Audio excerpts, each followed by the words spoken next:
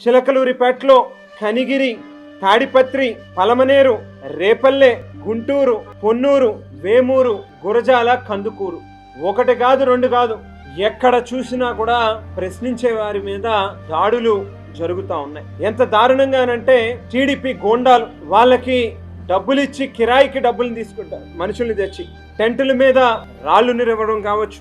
విజయవాడలో మనం చూస్తే మల్లాది విష్ణు గారు ఒక బ్రాహ్మణ సామాజిక వర్గానికి సంబంధించినటువంటి సీనియర్ నాయకులు, వారి మీద కోడిగుడ్లు విసిరి ఇబ్బంది పెట్టే కార్యక్రమం చేశారు. అదే టెంటులో ఉన్నటువంటి మహిళా కార్యకర్తల మీద మూత్రం నింపినటువంటి శేషాలను కూడా విసిరి ఏ రకంగా వాళ్ళ యొక్క పైశాచిక ఆనందం తెలుగుదేశం పార్టీ వాళ్ళు, ఈ కూటమి పార్టీలకు సంబంధించినటువంటి నాయకులు పొందుతా ఉన్నారో చూస్తా ఉన్నాం. అంటే ఎంత నీచ సంస్కృతికి తెరలేపుతా ఉన్నారు. మీరు చేసినటువంటి తప్పుల్ని ఎవరైనా అడిగితే వాళ్ళ మీద కోడిగుడ్లు, రాళ్ళు, మూత్రం నింపినటువంటి శేషాలు విసురుతారా అని చెప్పని అడుగుతా ఉన్నాం.